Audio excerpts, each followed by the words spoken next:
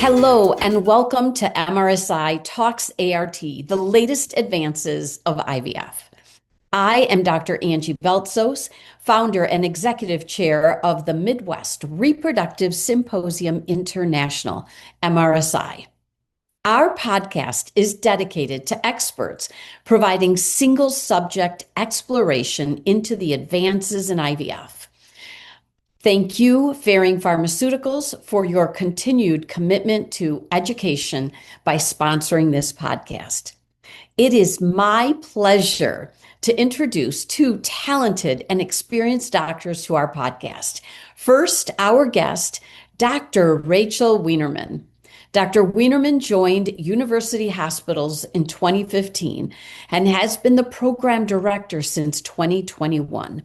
She is a physician scientist with an interest in the effects of clinical manipulations used in assisted reproductive technologies on neonatal outcomes. Then, joining Dr. Weinerman today is Dr. Gigi Collins, who is a reproductive endocrinologist and infertility specialist, a graduate of Loyola University Stritch School of Medicine, where she also completed her residency. Dr. Collins is a board certified in OBGYN and reproductive endocrinology doctor. She completed her fellowship in REI at University Hospitals, Case Western Reserve Medical Center. Dr. Collins is also serving as the current president of MRSI. Dr. Weinerman will be exploring endometrial lining and receptivity. Welcome to you both. Good morning, everyone. This is Dr. Gigi Collins. I am very excited to be here doing the MRSI podcast series with Dr. Rachel Weinerman. Dr. Weinerman is a friend, a colleague, and a mentor of mine.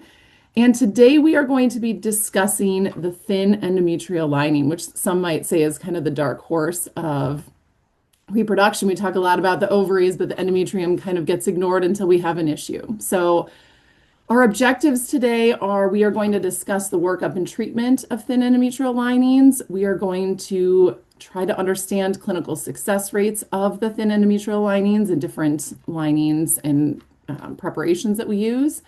And we're going to describe management options for fluid in the endometrial lining as well. With that, I have no disclosures. Welcome, Dr. Weinerman. We are excited to have you on the podcast. Thank you. So excited to be here.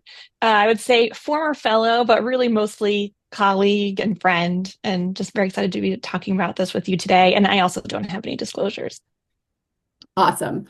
So just bringing it back to when I was your fellow, I am going to present a case this morning and then ask you a series of questions to see how you would manage it and if you have any evidence to back up the answers that you have. Because as we know, sometimes in REI, we don't have great evidence to back up what we do, so we rely on expert opinion, and there is no greater expert than Dr. Weinerman. All right, so let's kick it off. We are going to be talking about a 34-year-old G0 who presents with primary infertility. Only thing really notable in her history is that her cycles are irregular. They come about every 3 to 6 months if she's not taking Provera or any other form of cycle regulation. Her workup noted a normal appearing uterus with a endometrial stripe of 3 millimeters. Ovaries were polycystic in appearance bilaterally. She did an HSG, patent tubes, normal uterine cavity. Her laboratory workup noted a normal A1C, TSH, elevated total and free testosterone, and her AMH was 7. Semen analysis was normal. Carrier screening was negative. Is there anything else you would do to work this patient up at this point? So first of all, let me say that this is a very familiar type of patient.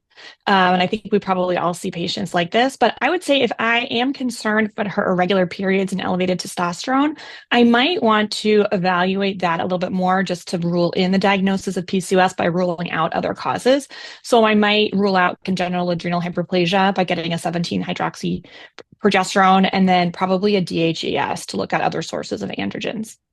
Okay, great. And both of those were done and they were negative. So at this point, what would your working diagnosis be for this patient and her primary infertility?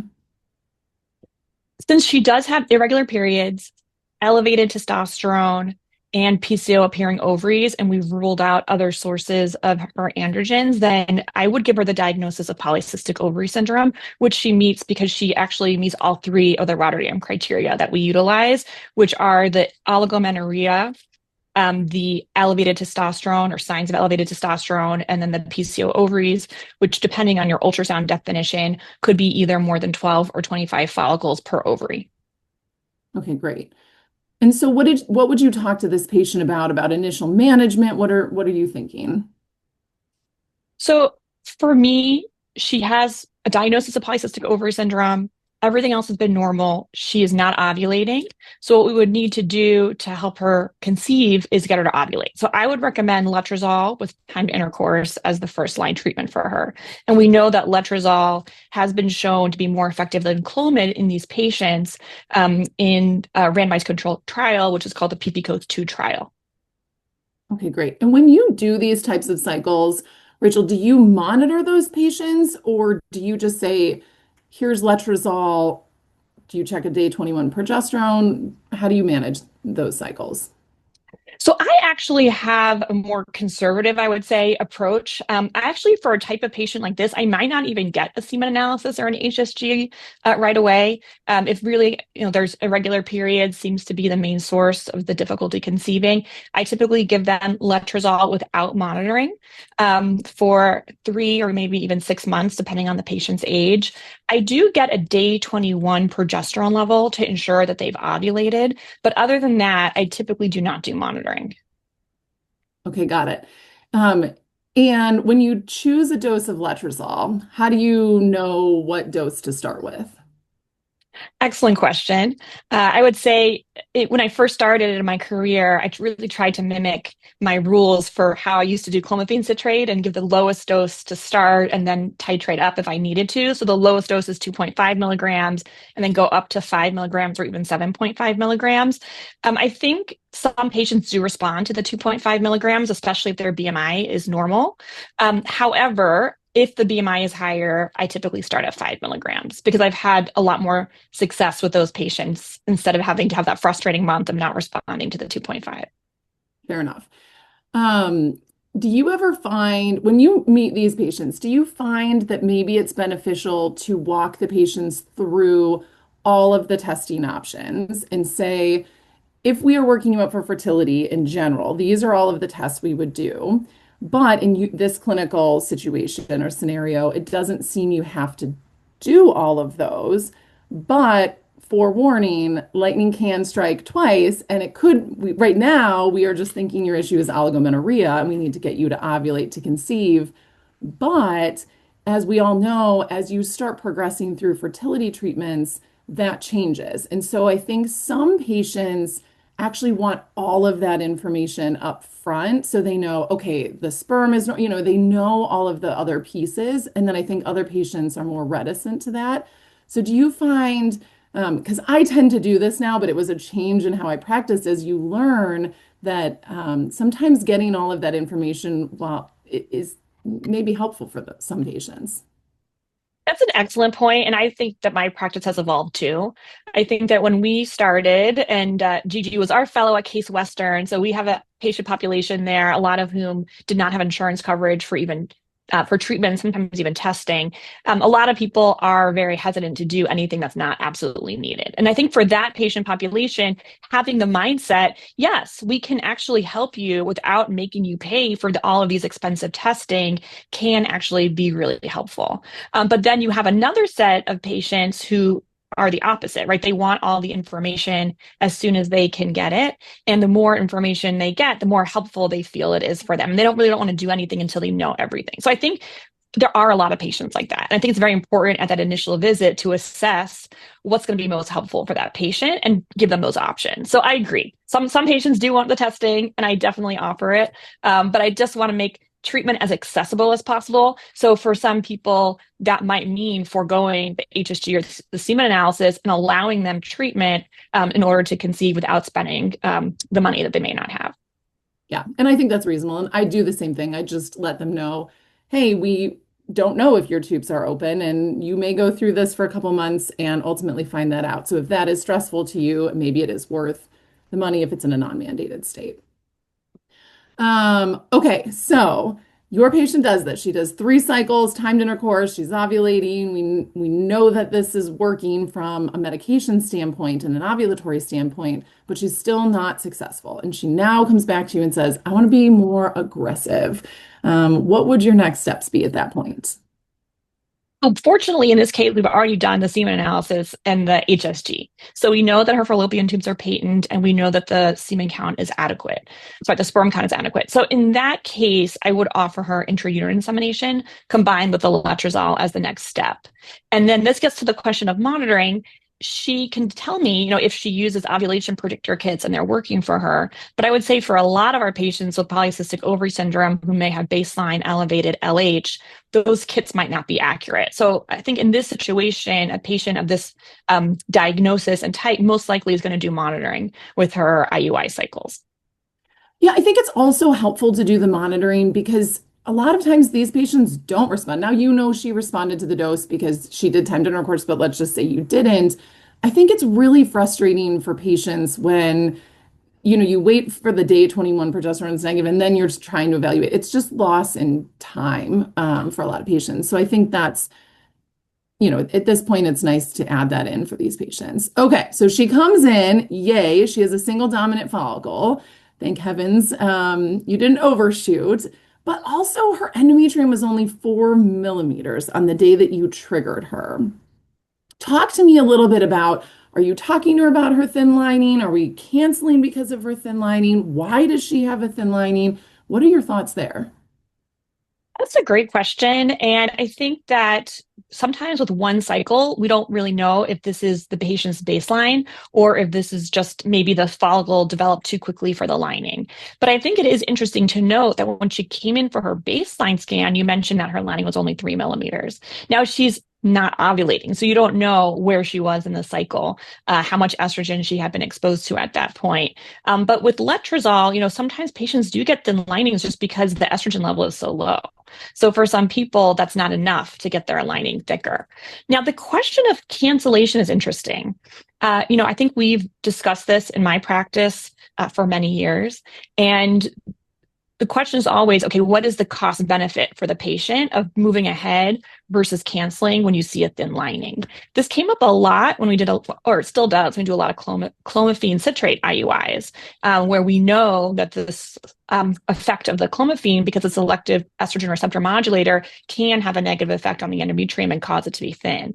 So sometimes we'll actually switch patients to letrozole in those situations because of that thin lining. When you have a thin lining on letrozole, it's a little bit more challenging because you know that switching them to Clomid is most likely not going to be helpful. So fortunately, we actually have some really good data to guide practice in this situation.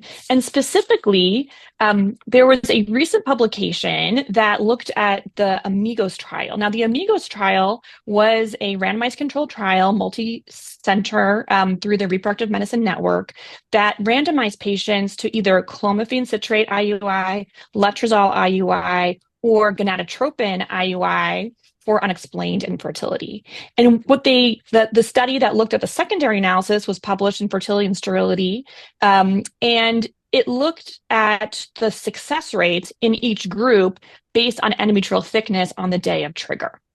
And what they found was that overall success rates were higher the thicker the endometrium, and specifically even above 13 millimeters actually gave the highest success rate. So it was only about 3.6% of patients got pregnant with a lining less than or equal to 5 millimeters, almost 8% when the lining was 6 to 8 millimeters, about 10% when it was 9 to 12 millimeters, and over 12% when it was 13 or more millimeters. Now, in this case, we don't have the luxury of her having 13 millimeters.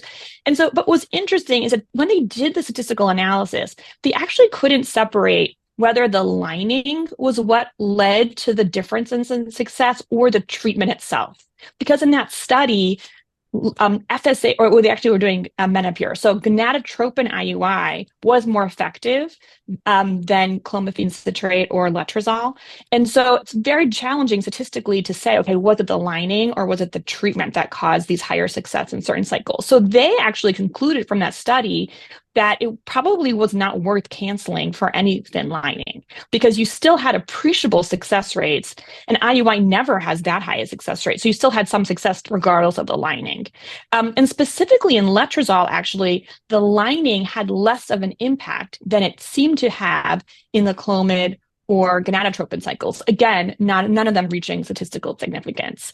And they actually found that when the lining was less than 5 millimeters, there was still about a 5% chance of success with the letrozole IUI. Now that may seem low, but right, letrozole IUI is never going to be more than like 8 to 9% successful, even in the best of circumstances.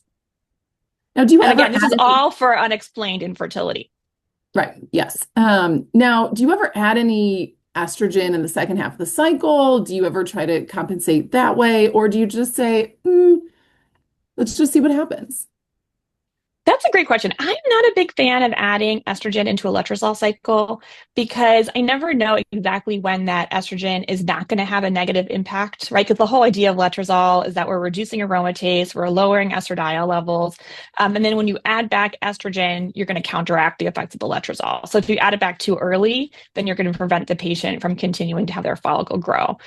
So I personally don't like to add estrogen. I think that this is the way that this patient responds to letrozole, and either she'll have success with it or not. And I'd much rather move on to other treatments, whether that's gonadotropin IUI or IVF, where we have more control over how we, manipulate the lining for a frozen embryo transfer, rather than adding things to letrozole. But curious what your practice is.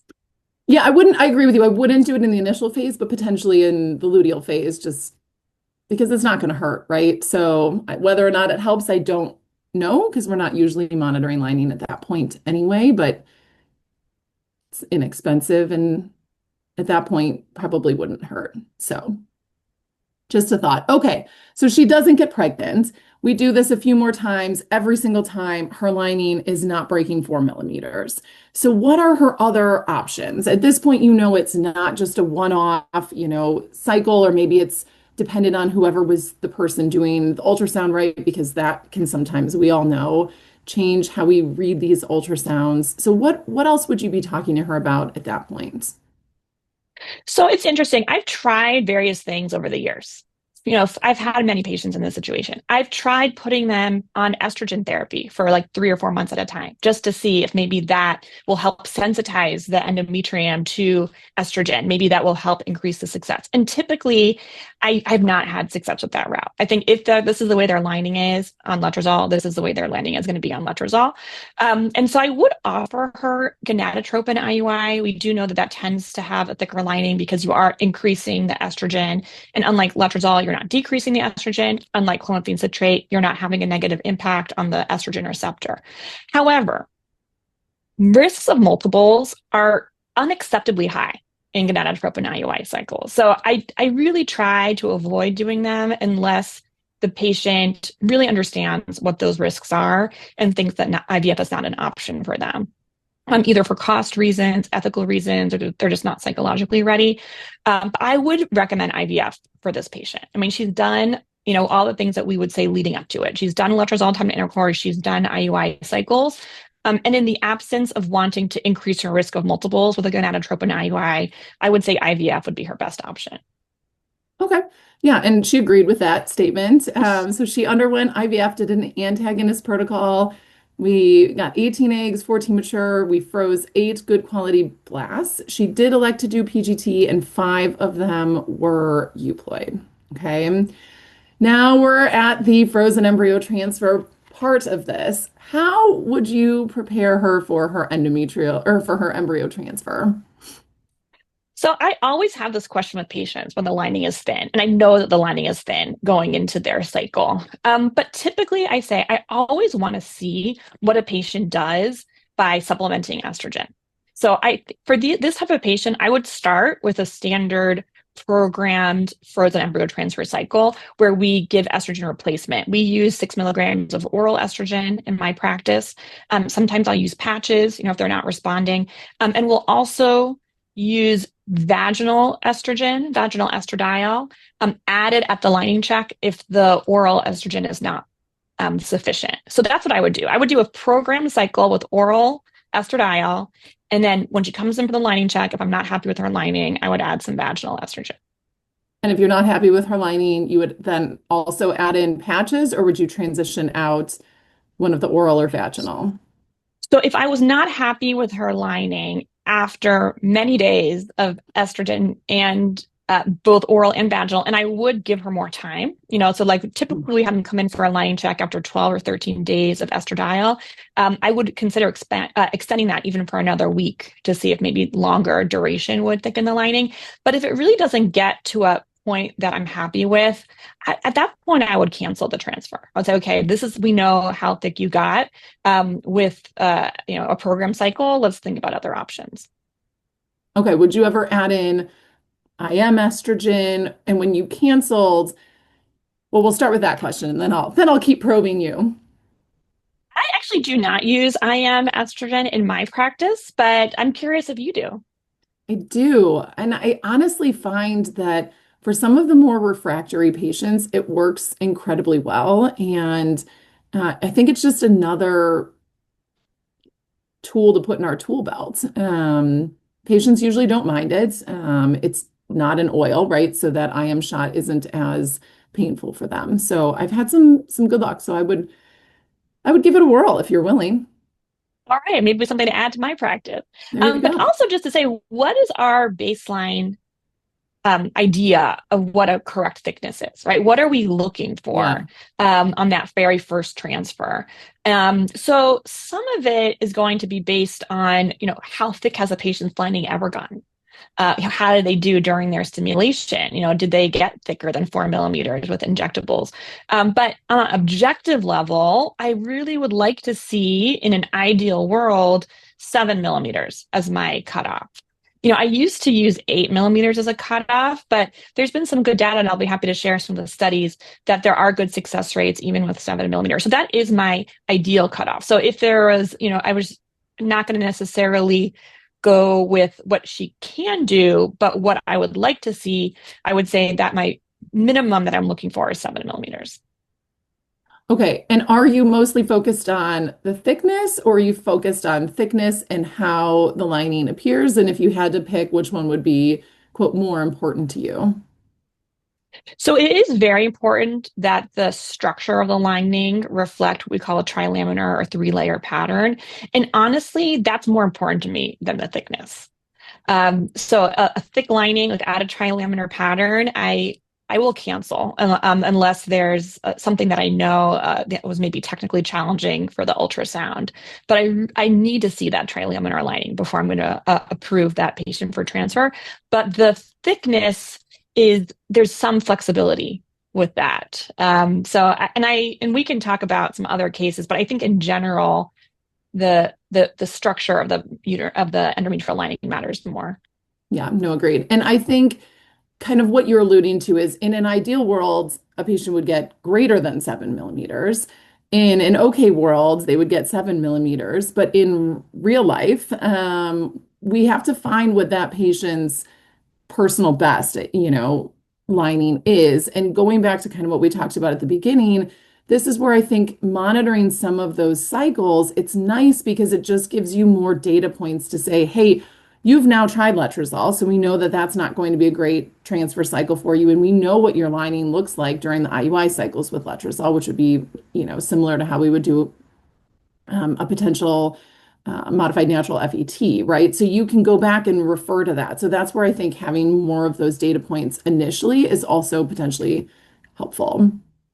I agree. Yeah, I agree. And I think that it's very helpful to go back and even look at all the images. And sometimes I'll do that as an exercise when I'm evaluating a patient like this, is I'll just go through one by one, looking at all the ultrasound. can I see any picture that I'm happy with, that, that looks great? And if so, like, okay, we know that you can do this. But if every single ultrasound you look through and the lining at the maximum is 4 millimeters, that might be her personal best. Right. Okay, so you've canceled this cycle. Are you going to do any further workup? Are we looking for other etiologies that would potentially cause a thin lining at this point? So that's a good question. I would say I would have to talk with the patient at this point because it's only been one try. So I do have a workup that I do for thin lining, but I might try one more protocol before I do a workup. We've tried, for example, in this case, we did oral and vaginal, so I might try patches as another alternative before I start doing more of an evaluation. Okay. So how many failed tries would you go through before you would go through that workup? And we can talk about that too, what your typical go-to workup for thin linings at this point are.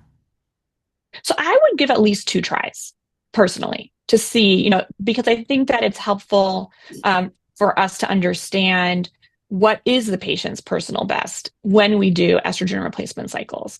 And then I would consider thinking about etiologies. So when we're thinking about etiologies of thin lining, one thing that comes to mind is chronic endometritis, because we know that the inflammatory state of chronic endometritis can actually make the uterus less sensitive to hormones. And so sometimes I will do an assessment for that. I would probably at this point also do another hysteroscopy. I do hysteroscopies before all of my patients go to IVF. So I'm assuming that I would have already looked to make sure she doesn't have adhesions that could present as thin lining. But if it's been a while, I might do that again. And then the other thing that I would think of in this patient specifically is she has polycystic ovary syndrome, and we know she has elevated androgens. Chronically elevated androgens can actually cause the lining to be resistant to the proliferation caused by estradiol.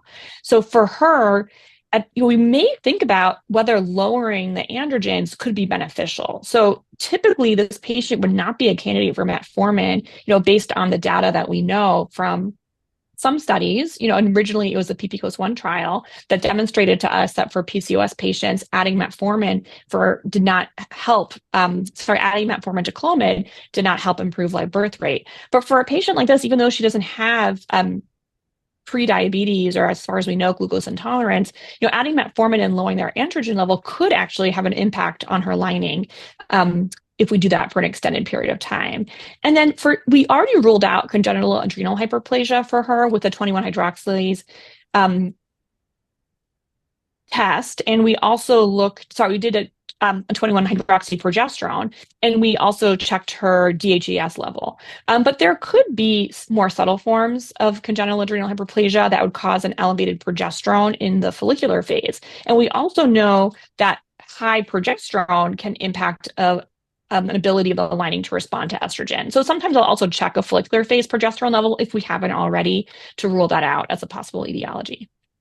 Okay. So you've ruled all that out. Everything, of course, comes back negative. So at this point, are you trying a straight natural cycle to say, hey, let's just see what your body normally does? Walk me through your next steps. So for her, we can't do a natural cycle because she doesn't ovulate. I would say in general, yes, I love looking at how the lining looks in a natural cycle to see maybe that is the patient's personal best. But we know that she doesn't ovulate, so we can't really do a natural cycle. We know how she does in a letrozole cycle. It's only 4 millimeters. Mm-hmm. Now we know how she does in multiple forms of replacement estrogen.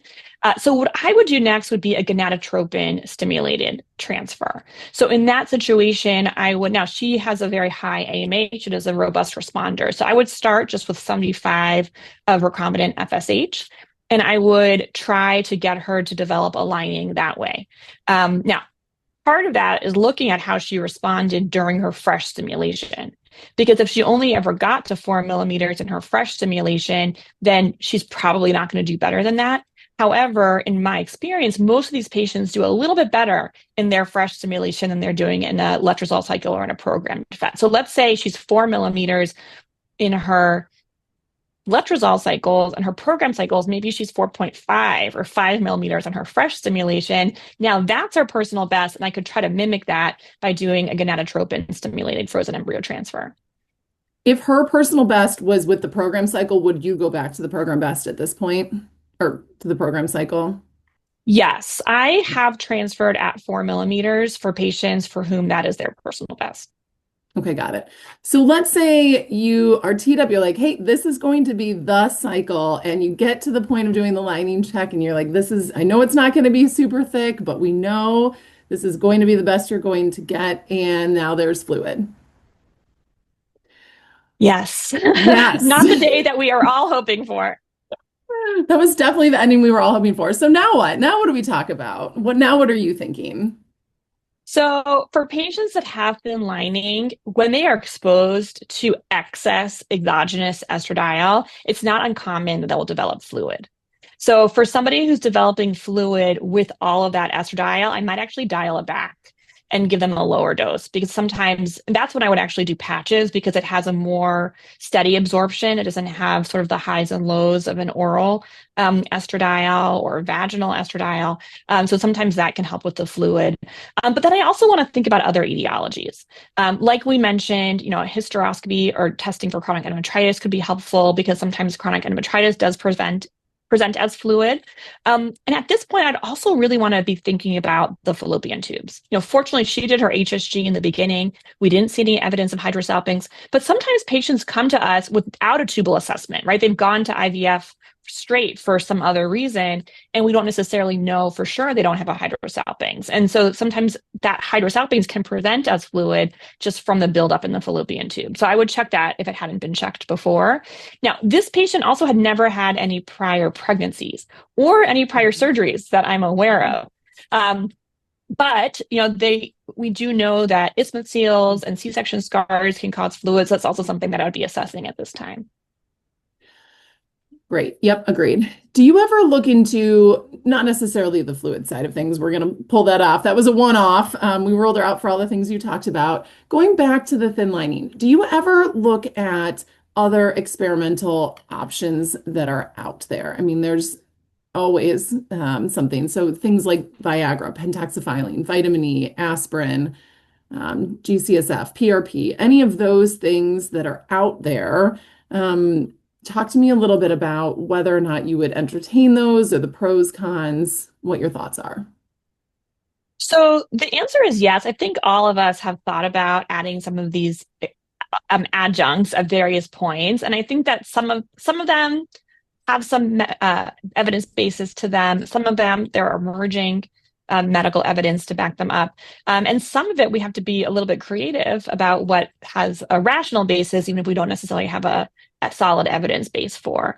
So I have used Viagra, I have used pentoxifylline and vitamin E, I have used baby aspirin to various degrees of success. I think as I've gotten more experienced, and I think I'm now 10 years out from my own fellowship, I think that what we see is that no matter what you do, if the lining is thin, the lining is thin. And I think that I've taken more solace actually in some of the most recent data that's come out showing that even at low thin endometrial lining measurements, you can actually have appreciable success. So just to share a couple of those trials, I think they're really important. There's actually 2 large SART studies that were both published this year in Fertility and Sterility. And I encourage everybody to take a look at both, because they are using similar data sets and coming up with slightly different conclusions. So the first was by Schmeich et al. With senior author Valerie Baker, that looked at 244,000 FET cycles. And they found that increasing thickness up to 9 millimeters was associated with increased live birth. Great. We would love it if her lining was 9 millimeters. However, the chance of live birth at 4 millimeters was actually 28%. And 5 millimeters was 30%, and 6 millimeters, 35%. So that was compared to a maximum of 46 to 48% with optimal thickness, which they defined as greater than or equal to 9 millimeters. So if I was going to tell a patient, look, we have a 30% chance of success with this transfer, they would probably take that, right? Because if we cancel the cycle, that's a 0% chance of success. And then the other START study was published by Gingold et al. With senior author Sunita Jindal. And that found that the lining actually up to 12 millimeters was associated with an increased risk of success. But just similar to the other study, 5 millimeter success rates was about 30%. So I kind of, I guess at this point in my career, I focus, I think, less on the measurement than like we talked before on the trilaminar. And so I'm not as quick to use some of these other adjuvants as I maybe used to be when I really was really trying to get these linings thicker. Yeah, I agree. I think a lot of the data has really helped us hone in on, how hard, you're right, we should work to try to, I mean, you should always get to the patient to their personal best. I agree with that. But, and I think a lot of the times the adjuncts might help around like the edges, right? But they're not going to fundamentally change the biology. So you're limited on what they may or may not be able to do. And sometimes I think it's more a placebo effect for the patient. Hey, we're changing something. And we know that a lot of these aren't going to hurt. But whether or not we're actually physiologically treating the issue, I'm not sure. Now, I do want to say something because we're talking about 4 millimeters. Now, 4 millimeters is pretty much the lowest I've ever done an embryo transfer at. What if the patient has a lining of 2 millimeters? Now we're in slightly different territory. And I think that I would consider some of these other treatments that you've mentioned. And I want to highlight one that actually we do at Case Western that was pioneered by my mentor and the former chairman of our department, Dr. James Liu. And he looked at actually at ophthalmology and saw that they were using amniotic grafts for eye surgery and thought, hey, maybe we could do the same thing for the endometrium. And so he started on an experimental basis using amniotic grafts to help patients either with significant adhesions or thin linings, and actually found significant success with that he published as a case series. And so we are continuing to offer that to patients. We also have a new amniograft infusion that we're in a clinical trial for right now. So I think that that's a really interesting option that I will offer my patients, if they especially for adhesions as a source of the thin lining or just sometimes for a thin lining. And I know there's some other treatments out there that I personally have not used, such as PRP or Neupogen infusion. Do you have any experience with either of those? Yes, and I was on that case series with Dr. Liu, so I do know what you were talking about, the amniograph. Yeah, I was struggling to get it, so I'll have to loop back and see how you were getting it. And then when we lost that Cook catheter, because we used to wrap it on the Cook catheter that had that nice triangle shape, it was hard to do it on the Foley, so I kind of switched from the amniograft over to PRP. The amniograft was also quite expensive for a lot of patients, whereas the PRP in essence is free, right? I mean, it's their own blood. The risks are minimal. And as expected, it's experimental. The patients know that, but I also look at it like I'm already in there doing a hysteroscopy anyway. So it's not going to hurt anything. It's your own tissue. So it has worked in some patients, but who knows if it was everything else I was doing. You don't know until you get that RCT, which we don't have that data out yet. Yeah, and just for the listener, so PRP stands for platelet-rich plasma. And then you just want to say a little bit about how that's actually prepared? Yeah, so we take several tubes of blood from the patient, spin it down, and then you draw off the supernatant, the platelet-rich plasma part of it. And in essence, there are different protocols out there for PRP injection for thin linings. Nobody knows what the right answer is yet. Some people are just injecting it into the uterine cavity prior to transfer. I have not done that yet.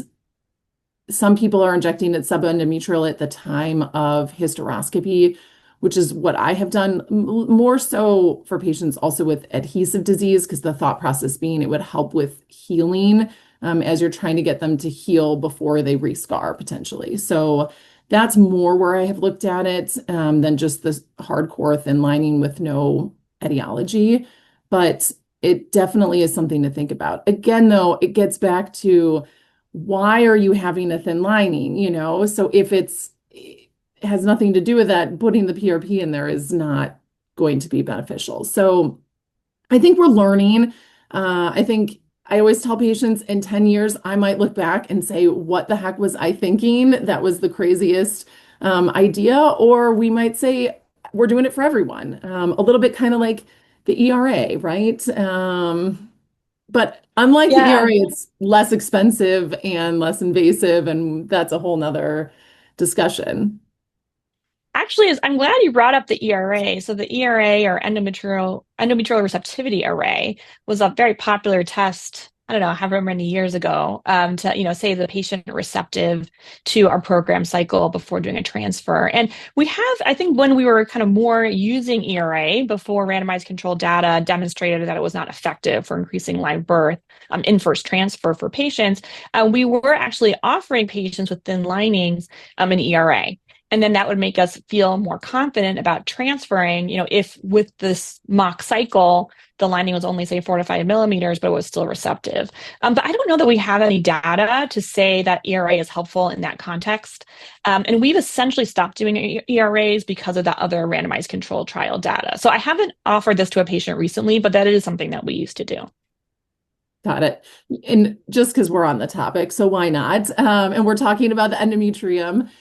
Do you ever offer it? What if they've had multiple failed transfers with euploid embryos? Is there any indication, do you think, for the ERA, or you just think based on what we know, it's no longer a helpful test? It's interesting. I would say when we first started using the ERA, we actually did notice that we had a large percentage of our patients that were pre-receptive.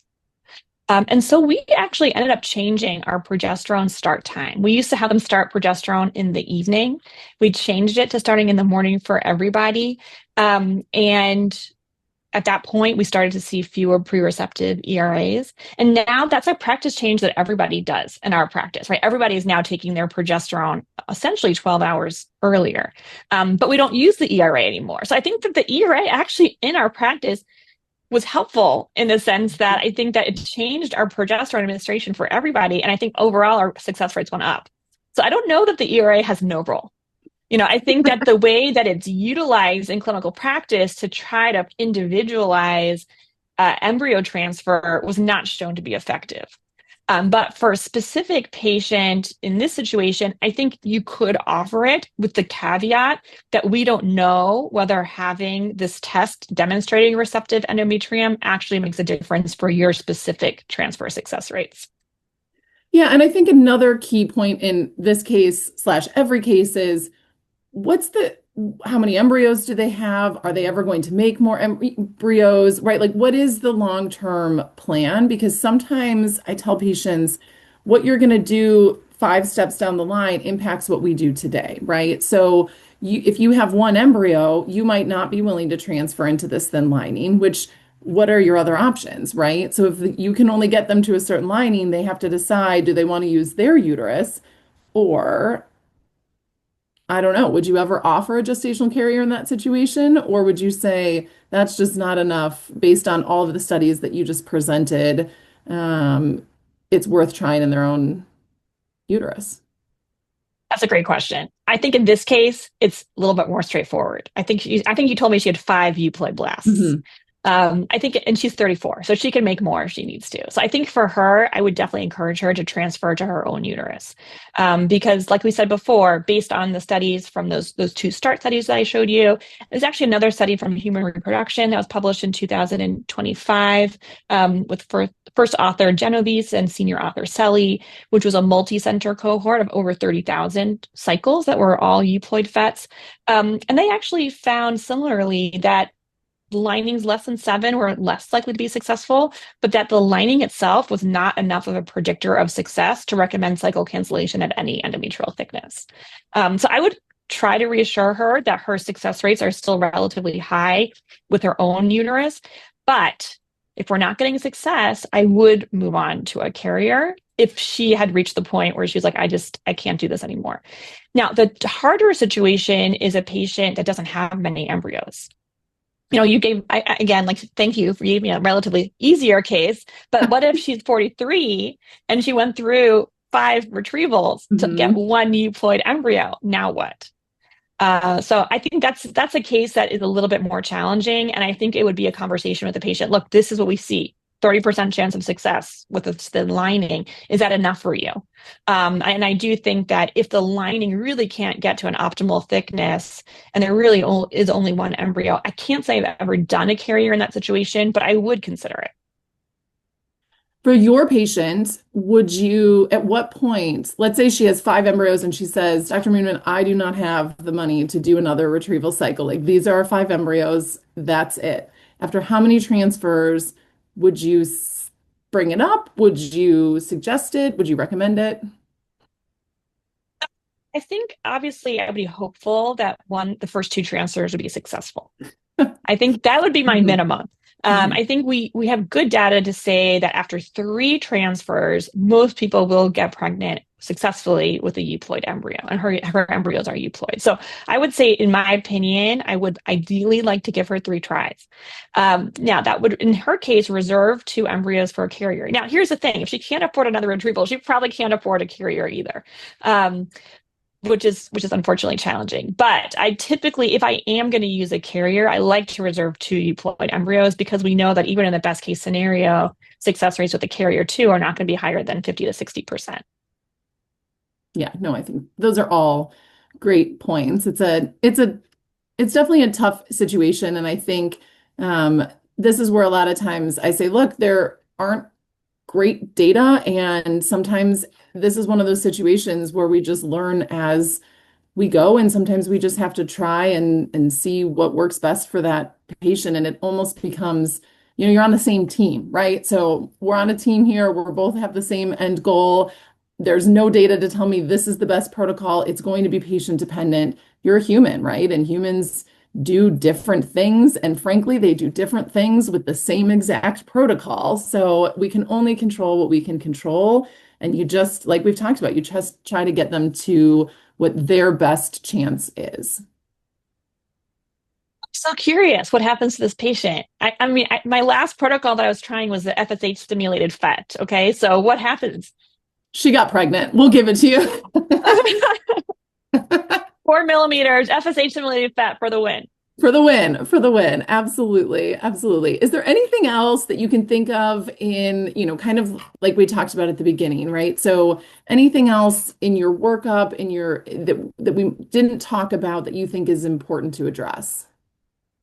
So I think, first of all, thank you for this discussion. I really enjoyed it. I think that dealing with thin lining is one of the most challenging diagnoses that we see, just because we often don't know the etiology and don't necessarily have a great pathway forward for management. But I think that what you brought up is, ruling out treatable causes is really helpful. And I think that doing diagnostic hysteroscopies in these cases is very helpful, because you can see subtle adhesions, chronic endometritis, or other things that you might not necessarily see on other imaging modalities. And I think that it's very important to work with the patient realistically to assess what their goals are. Because like you said, every patient is going to have a different willingness to do something that may not be as successful. But ultimately, I try to reassure patients that the thickness, as far as we know, matters less than we used to think it matters, based on the more recent trials, and that success rates can be significant even at thin lining. So I try to give them hope. I try to give myself hope in these situations.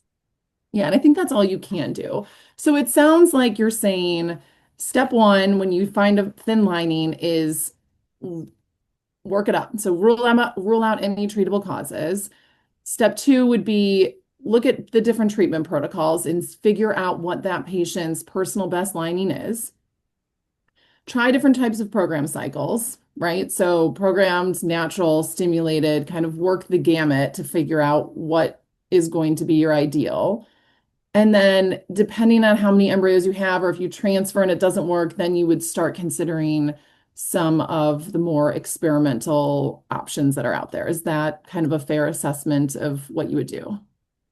Yes, I think that's exactly right. And I think that, each center obviously has to assess their comfort level for some of these experimental treatments that might not necessarily yet have the evidence base behind them, taking into account the risks and the benefits and, the way that they would counsel the patient about those. Yeah, absolutely. And then throwing in a little bit, because I know we talked a little bit about fluid. Fluid similarly, right? So you're going to rule out anything you said that you would treat, figure out the protocol that has the least amount of fluid that they would have. And then I don't think we touched on this, but let's say no matter what protocol you do, they have fluid at that lining check. Would you at that point add in progesterone and see if that transition over to the secretory endometrium is enough to reabsorb that fluid before transfer? And if not, do you aspirate? And if not, do you use a gestational carrier in those situations?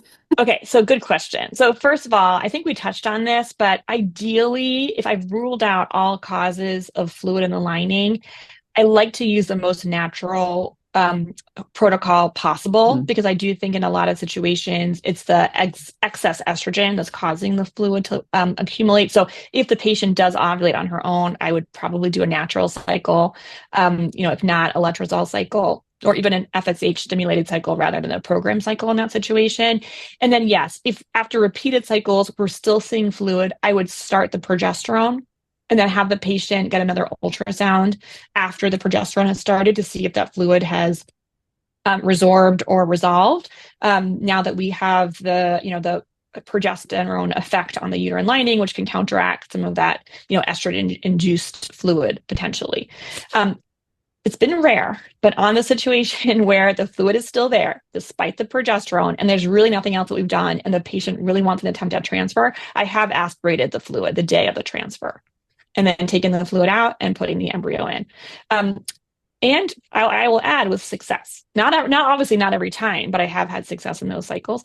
I've had a couple of cases throughout my career where on the day of the embryo transfer, there's fluid that we did not see before.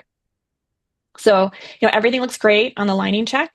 The patient comes for her transfer. The embryo is thawed. Everybody's ready. She's in the stirrups. You do the transabdominal ultrasound, and the sonographer kind of gives you a little bit of a side eye. And she's like, Dr. Weinerman, did you see what I'm seeing?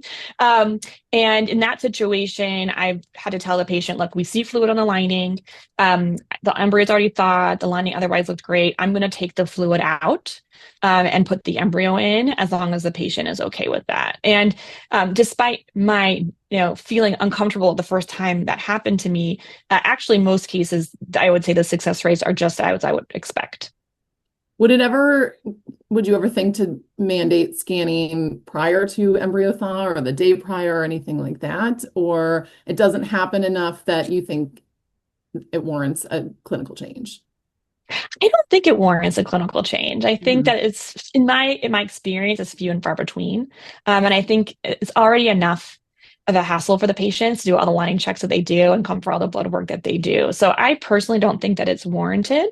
But curious if you've had cases like this.